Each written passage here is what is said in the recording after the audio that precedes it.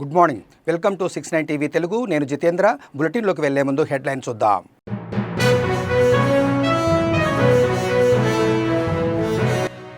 రైతుల భూ సమస్యలకు శాశ్వత పరిష్కారానికి భూభారతి చట్టం. నారాయణఖేడ్ అవగాహన సదస్సులో పాల్గొన్న కలెక్టర్ క్రాంతి వల్లూరు.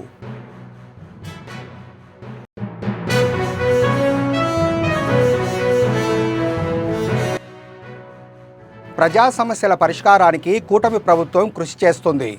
విశాఖలో అసెంబ్లీ పిటిషన్ కమిటీ మొదటి సమావేశంలో పాల్గొన్న ఏపీ స్పీకర్.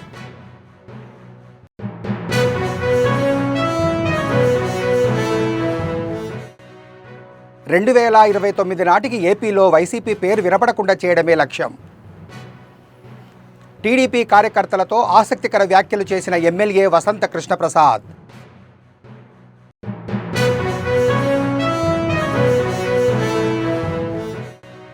అల్లూరు సీతారామరాజు జిల్లా ఏజెన్సీలో మరోసారి మార్మోగిన కాల్పుల మోత.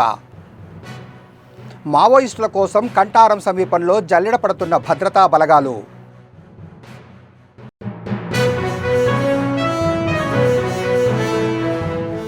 ఇక డీటెయిల్స్లోకి వెళ్తే సంగారెడ్డి జిల్లా నారాయణఖేడ్ పట్టణంలో భూభారతి చట్టంపై అవగాహన సదస్సులు నిర్వహించారు. ఈ కార్యక్రమానికి జిల్లా కలెక్టర్ క్రాంతి వల్లూరు, నారాయణఖేడ్ ఎమ్మెల్యే సంజీవరెడ్డి, అదనపు కలెక్టర్ మాధురి పాల్గొన్నారు. రైతుల భూ సమస్యలకు శాశ్వత పరిష్కారమే లక్ష్యంగా ప్రభుత్వం ఈ చట్టాన్ని తెచ్చిందని కలెక్టర్ తెలిపారు. ల్యాండ్ ట్రిబ్యునల్, రెవెన్యూ కోర్టులు మళ్లీ అందుబాటులోకి వస్తున్నాయని, ఏడాదిలోగా దరఖాస్తులు చేయాలని సూచించారు. ఉచిత న్యాయ సహాయం, రికార్డుల సవరణ పరిష్కారం లాంటి అనేక సౌకర్యాలు చట్టంలో పొందుపరిచినట్టు కలెక్టర్ వివరించారు.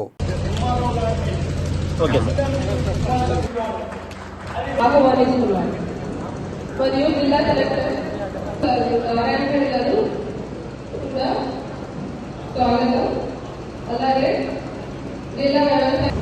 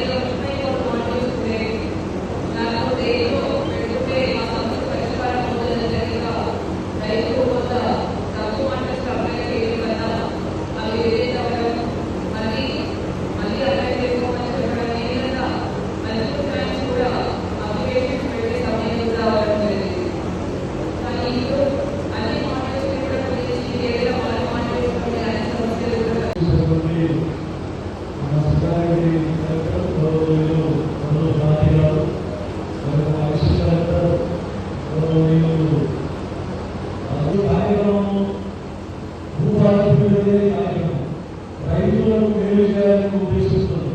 వీళ్ళందరికీ తెలుసు, భూమి అంటే ఒక ఆత్మ గౌరవం సంబంధించింది. భూమి ఉంటే ఒక సొసైటీలో గౌరవం, గ్రామంలో గౌరవం.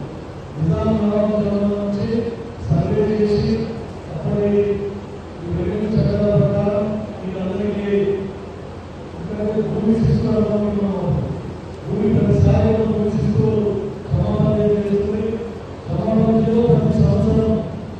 విశాఖ ప్రజా సమస్యల పరిష్కారానికి తమ ప్రభుత్వం కృషి చేస్తుందని AP assembly deputy speaker Raghuramaraju తెలిపారు. విశాఖలో అసెంబ్లీ పిటిషన్ కమిటీ మొదటి సమావేశం జరిగింది. ఆ committee chairman deputy speaker Raghuramaraju ఆధ్వర్యంలో ఈ సమావేశం నిర్వహించారు. ఈ భేటీలో ఎమ్మెల్యే గంటా శ్రీనివాసరావు, విష్ణుకుమార్ రాజు, పల్లా శ్రీనివాసరావు, జగన్మోహన్, కొనతాల రామకృష్ణ పాల్గొన్నారు. ఈ సందర్భంగా డిప్యూటీ స్పీకర్ మాట్లాడుతూ ప్రజా ఫిర్యాదులపై శాసనసభ కమిటీ మొదటి సమావేశం విశాఖలో ఏర్పాటు చేశామని తెలిపారు. ఏ ఫిర్యాదునైనా ఎమ్మెల్యేల ద్వారా రిఫర్ చేయాలని సూచించారు. ఆయా సమస్యలపైన తమ కమిటీలో చర్చించి సంబంధిత అధికారులకు లేఖలు పంపించి చర్యలకు రిఫర్ చేస్తామని, కానీ నేరుగా చర్యలు తీసుకునే అధికారం కమిటీకి లేదని స్పష్టం చేశారు. ఆ సమస్యల పరిష్కారానికి ఉపయోగించుకోవాలి అనేది మీ ద్వారా అందరికీ తెలియచేయాలనేది ఈ మా తొలి సమావేశం, మా కమిటీకి ఇది తొలి సమావేశం ముందు మీడియా ద్వారా తెలియచేయాలని. ఎటువంటి మేజర్ సమస్యలు ముఖ్యంగా భూములకు సంబంధించి, సపోజ్ ఫర్ ఎగ్జాంపుల్ విశాఖపట్నం ఉంటే తర్వాత విష్ణు గారు క్లియర్గా చెప్తారు, రకరకాల భూ సమస్యలు, భూ దోపిడీలు ఉన్నాయి. చాలామంది ఎక్కడెక్కడ అన్యాయాలు జరిగినాయో జాయింట్ కలెక్టర్ గారికో, అక్కడ తహసీల్దార్కో, లేకపోతే కలెక్టర్ గారికో ఏదో టైంలో ఆల్రెడీ పెట్టుకుంటారు. ఇంకా అపరిష్కృతంగా ఉండుండొచ్చు, ఎవరైనా ఆక్రమించుకుని ఉండుండొచ్చు. అటువంటి వాటికి అసెంబ్లీకి అడ్రస్ చేసి ఆంధ్రప్రదేశ్ శాసనసభ అనే పేరుతో అడ్రస్ చేసి ఏ శాసనసభ్యులకైనా, ఇప్పుడు గాజువాకలో ఉంటే గాజువాక ఎమ్మెల్యే గారికి ఇవ్వకల్లా, వారికి అందుబాటులో చుట్టుపక్కల ఉన్న ఏ ఎమ్మెల్యే ద్వారా అయినా, రాష్ట్రంలోని ఏ ఎమ్మెల్యే ద్వారా అయినా ఆ పిటిషన్ని ఆంధ్రప్రదేశ్ శాసనసభకి చేరిస్తే, పిటిషన్ అయితే స్పీకర్ గారు మా కమిటీకి ఎండార్స్ చేస్తారు వచ్చిన పిటిషన్లు. అందులో సాంద్రతను బట్టి ప్రిలిమినరీ రిపోర్ట్ని మేము ఆ సంబంధిత శాఖాధికారుల వద్ద నుంచి, ఇప్పుడు రెవెన్యూకి సంబంధించింది జిల్లా కలెక్టర్ గారికి రిఫర్ చేసి ప్రిలిమినరీ రిపోర్టు, అందులో అవసరాన్ని బట్టి మా కమిటీ మీటింగ్లో ఆ జిల్లా కలెక్టర్ గారిని, ఆ అర్జీదారుణ్ణి, ఇక్కడ ఇందులో ఎనానమస్గా ఆకాశరామన్న, భూలోక సీతమ్మలు ఇలాంటివి కుదరవు. కంపల్సరీగా ఆయన పేరు, సెల్ నెంబరు, అడ్రస్సు అన్నీ స్పష్టంగా ఉండాలి. ఎందుకు ఉండాలి అంటే, మా కమిటీ మీట్ అయినప్పుడు ఆ సంబంధిత అధికారులతో పాటు ఈ పిటిషనర్ని కూడా అక్కడికి పిలవడం జరుగుతుంది. ఓపెన్గా అందరి సమక్షంలో ఆ కమిటీ విచారణ చేసి ఆ రిపోర్ట్ని అసెంబ్లీకి సబ్మిట్ చేయడం జరుగుతుంది. అసెంబ్లీకి ఒకసారి ఆ రిపోర్ట్ వెళ్ళిన తర్వాత శాసనసభ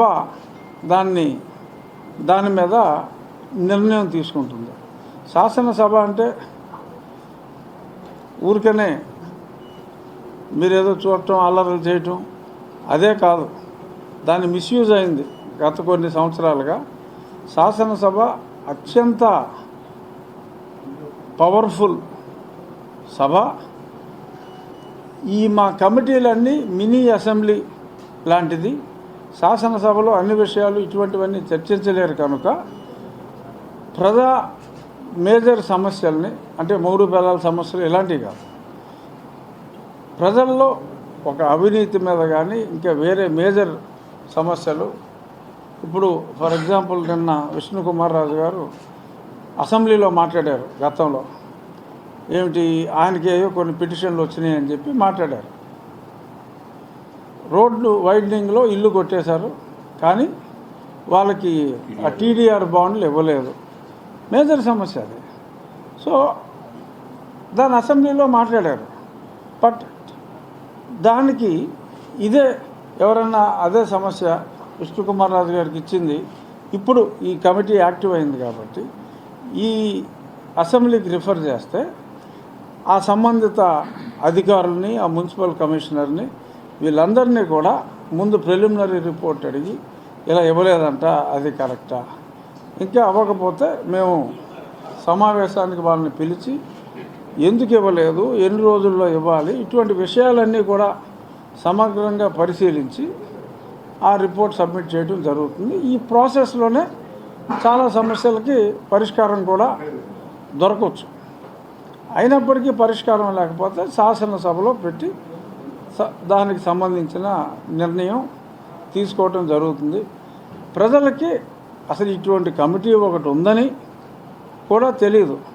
సో కాబట్టి మీ ద్వారా అందరికీ తెలియజేసేది, ఎన్నో పట్టణాల్లో, ఎన్నో మేజర్ పంచాయతీల్లో చాలా సమస్యలు, ఇప్పుడు భూమి ధరలు విపరీతంగా పెరిగిపోయినాయి.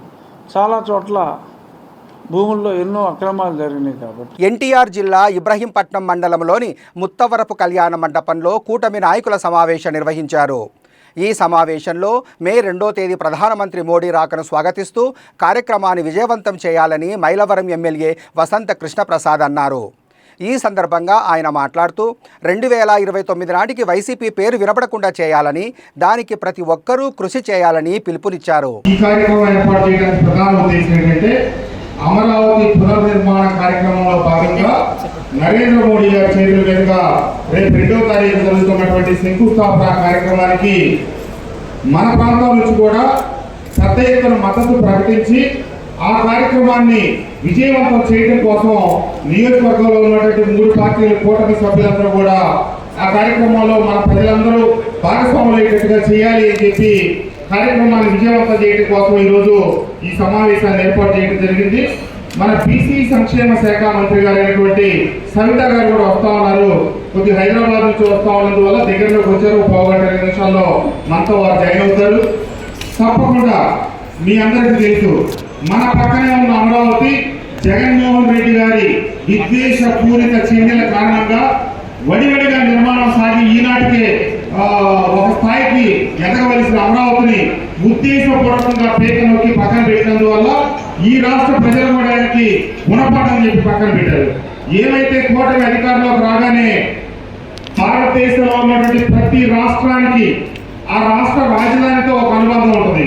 కొత్తగా ఏర్పడిన ఆంధ్రప్రదేశ్కి మన సొంత రాజధాని అమరావతి నిర్మించుకునే క్రమంలో 2014 నుంచి 19 దాకా ప్రతిపక్షంలో ఉన్నప్పుడు సమర్థించి అధికారంలోకి రాగానే 3 రాజధానులు అని చెప్పి కొత్త పనులు అందుకొని అభివృద్ధి చెందవలసిన గత కొంతకాలంగా సైలెంట్గా ఉన్న ఏజెన్సీ మరోసారి కాల్పుల మూతతో మారుమ్రోగింది.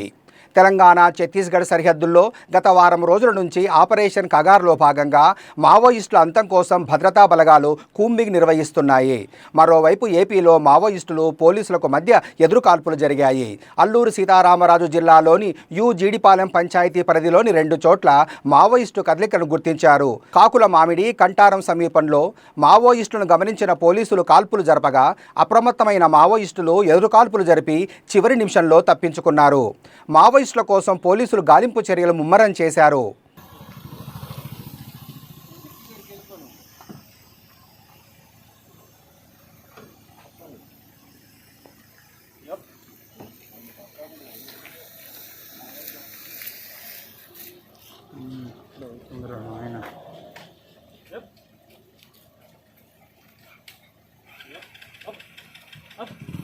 చాలు చాలు ఆ మాత్రం చాలు గణేష్.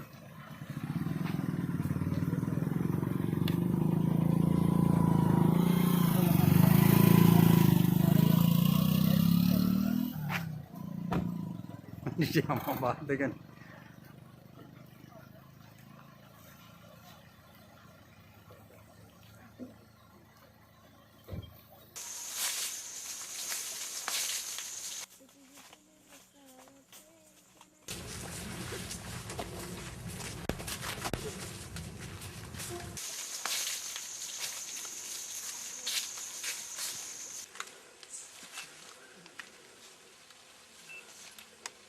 Down. Standing.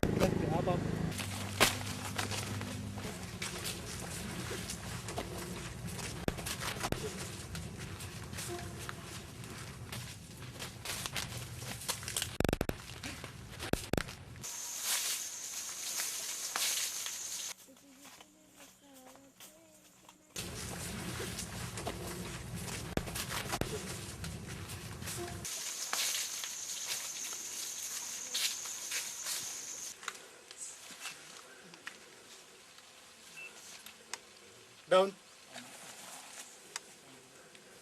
Standing.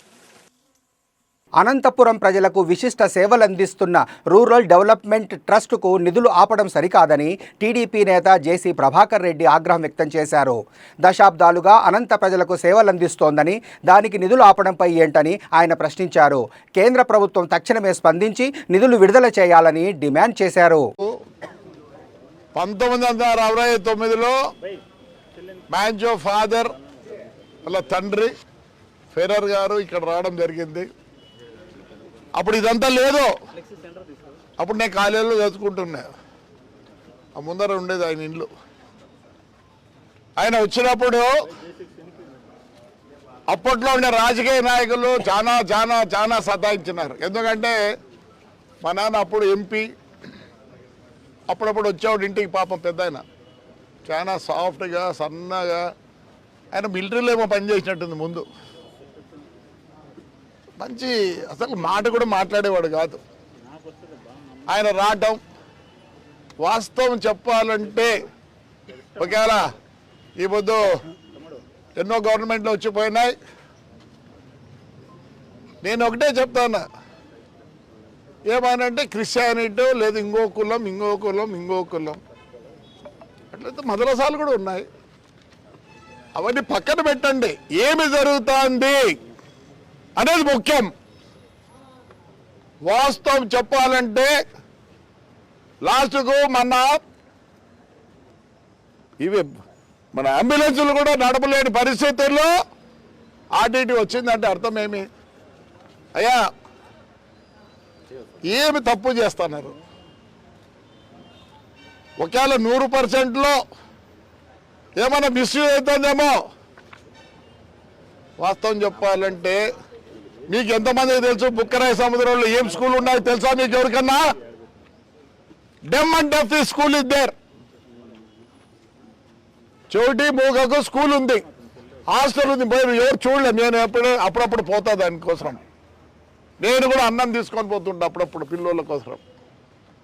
ఎక్కడ మరి ఆంధ్రప్రదేశ్లో అలాంటి స్కూల్ ఉందండి?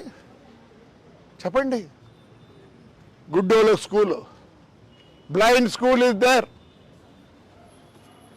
ఏమే ఫస్ట్ ఎయిడ్స్ వచ్చినప్పుడు వాస్తవం చెప్పాలంటే ఎవరు ముట్టుకోలే. అలాంటిది ఆర్డిటీ లేకపోతే ఎంతమంది చనిపోయినారు.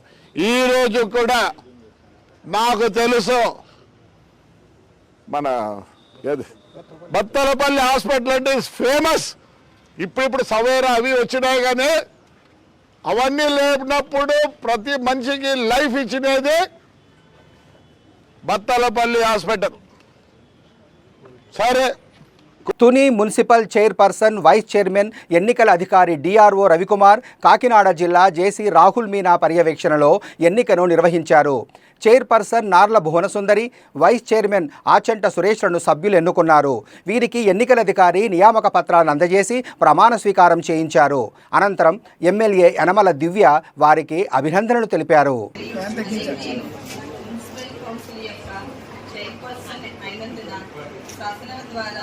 స్థాపితమైన భారత సంవిధానమైన యథార్థమైన శ్రద్ధానిష్టలను కలిగి ఉందని, భారతదేశం యొక్క సార్వభౌమతను మరియు అఖండతను సమర్థించుననియు, నేను చేపట్టనున్న కర్తవ్యమును శ్రద్ధాపూర్వకముగా నిర్వహించుననియు దైవ సాక్షిగా ప్రమాణం చేయుచున్నాను. సత్యనిష్టతో ప్రతిజ్ఞ చేయుచున్నాను. సూర్యనాగేశ్వరరావు, నేను మున్సిపల్ కౌన్సిల్ యొక్క వైస్ చైర్పర్సన్ అయినందున శాసనం ద్వారా స్థాపితమైన భారత సంవిధానమైన యథార్థమైన సత్తానిష్టలను కలిగించనియు, భారతదేశం యొక్క సార్వభౌమతను మరియు అఖండతను సమర్థించనియు, నేను చేపట్టనున్న కర్తవ్యమును శ్రద్ధాపూర్వకంగా నిర్వహించనియు దైవ సాక్షిగా ప్రమాణం చేయుచున్నాను. సత్యనిష్టతో ప్రతిజ్ఞ చేయుచున్నాను.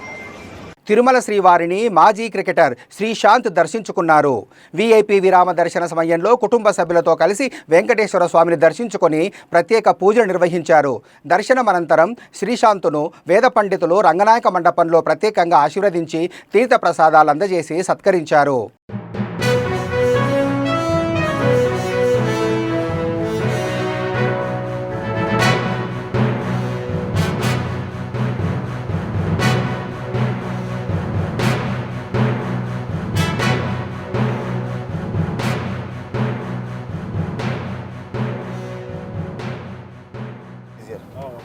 great, yaar. Thanks to this beautiful blessing. I am really grateful.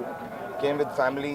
बहुत अच्छा लगा कि बहुत अच्छा दर्शन मिला और सबको सब भगवान की कृपा है और भैया ने भी बहुत हेल्प किया तो बहुत सालों से दोस्त थे और आई फील गुड जब आज अश्विन के लिए भी अच्छा दिन है ताले अजित को भी बहुत अच्छा दिन है तो Romba Roman Andri, it's very good to see awards given and that will inspire a lot of youngsters.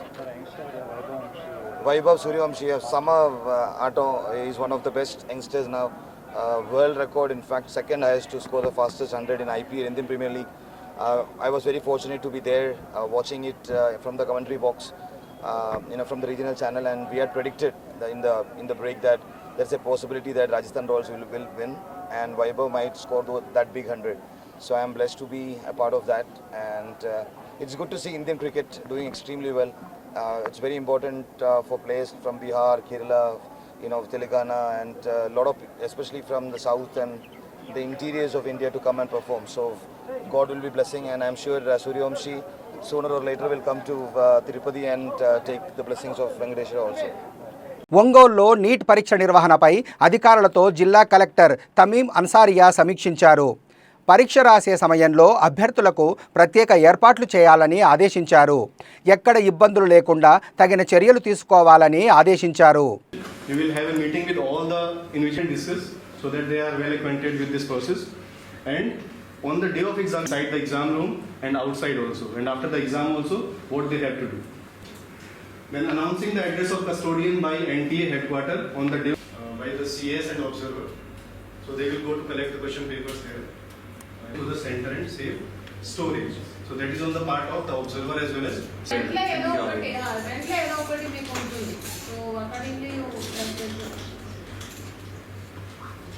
point to the examination center. So I think all CS they have decided the entry points. Okay, and especially for frisking part, girls candidate later they will only boxes.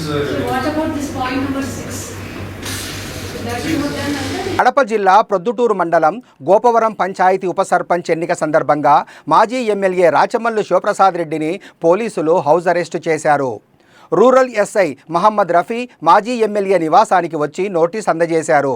మరోవైపు vice చైర్మన్లు Bangareddy, oil mill Khaja, TDP councillor Muralidhar రెడ్డిని కూడా పోలీసులు house arrest చేశారు.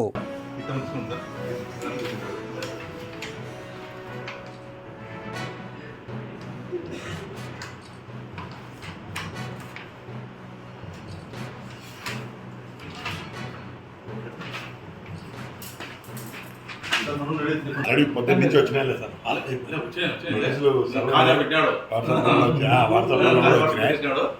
అధిక శబ్దాలు చేసే bike సైలెన్సర్లను Kurnool పోలీసులు ధ్వంసం చేశారు. కొండారెడ్డి బ్రిడ్జ్ వద్ద రోడ్డు రోలర్తో 100 సైలెన్సర్లను తొక్కించారు.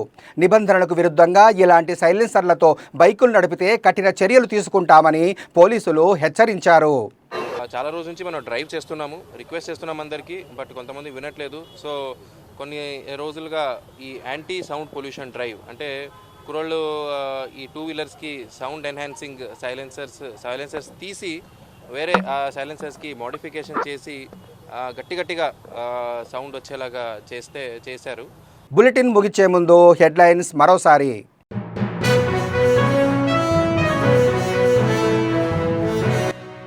రైతుల భూ సమస్యలకు శాశ్వత పరిష్కారానికి భూభారతి చట్టం.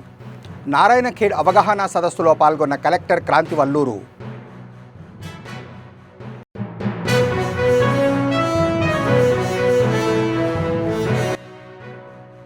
ప్రజా సమస్యల పరిష్కారానికి కూటమి ప్రభుత్వం కృషి చేస్తుంది. విశాఖలో అసెంబ్లీ పిటిషన్ కమిటీ మొదటి సమావేశంలో పాల్గొన్న ఏపీ స్పీకర్.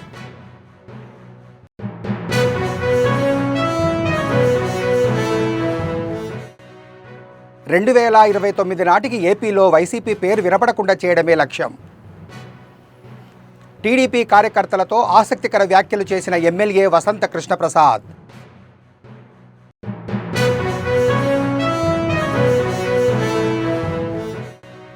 అల్లూరు సీతారామరాజు జిల్లా ఏజెన్సీలో మరోసారి మార్మోగిన కాల్పుల మోత. మావోయిస్టుల కోసం కంటారం సమీపంలో జల్లెడ పడుతున్న భద్రతా బలగాలు.